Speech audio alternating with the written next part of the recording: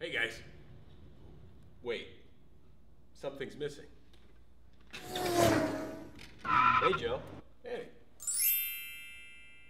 All right, welcome to the show, guys. In this episode, we're going to talk about counting calories and why counting calories might not be the best place to start your nutrition plan.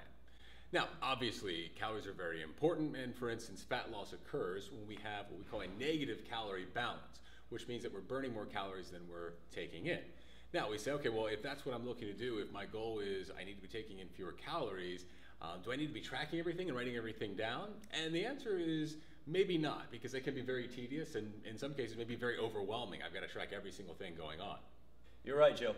If you haven't established some of the basic nutrition habits, like eating healthy foods in the right amounts at the right time, then jumping into a demanding approach like calorie counting might not be the most appropriate thing for you right now, and it may leave you feeling overwhelmed and more likely to give up. Now, for those of you who may already be practicing some of the habits we're about to discuss, we'll create another video for you in the future, and we'll talk about how you can implement a calorie tracking system. But right now, if you're looking to change your body composition, maybe lose some weight, or even gain some muscle, then you can begin with the following strategies and achieve some pretty amazing results without ever really having to track calories. So here's what you can do. Number one, practice mindful eating.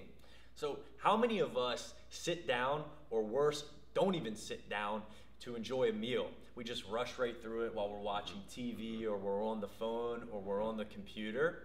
Well, it takes about 20 minutes for your brain to say, hey, I'm full.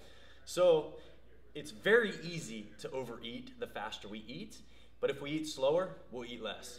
Great, so let's slow it down, guys. Let's aim for maybe 15 to 20 minute meals. And that may seem like a lot, especially if you're already eating and it's taking 5 minutes to get that meal in.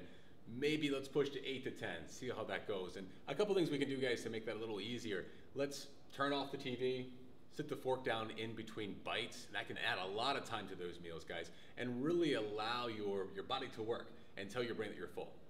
Fantastic points, Joe. And maybe most importantly, let's look at just maybe eating until you're 80% full. So that might happen before that 15 or 20 minute time period is up. So you just have to listen to your body. Number two, guys, eat 1 to 2 palm-sized portions of protein with every meal. So we look at, the size of your palm, and obviously a larger person, larger palm, smaller person, smaller palm.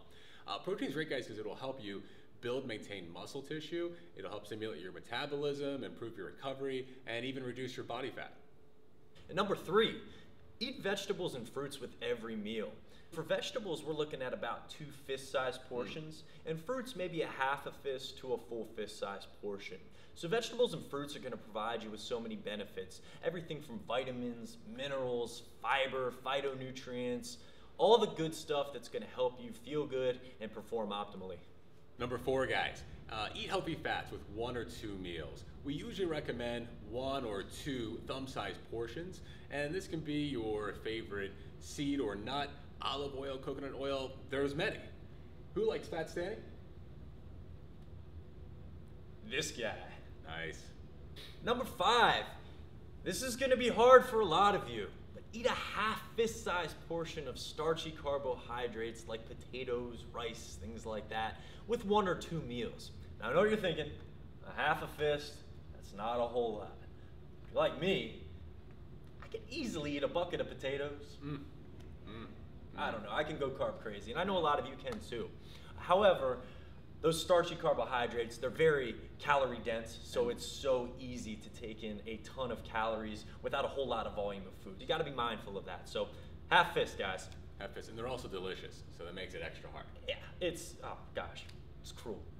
All right, guys, let's aim for maybe around 3 meals per day. And some of you might be used to different things. So if you're a person who normally eats just 2, obviously we may have to adjust the portions a little bit. But we find that for a lot of people, 3 per day is going to be great, and consisting of the portions that we talked about. And if you're a bigger person, then you maybe eat a little bit more, and if you're a smaller person, maybe a little bit less. Great point.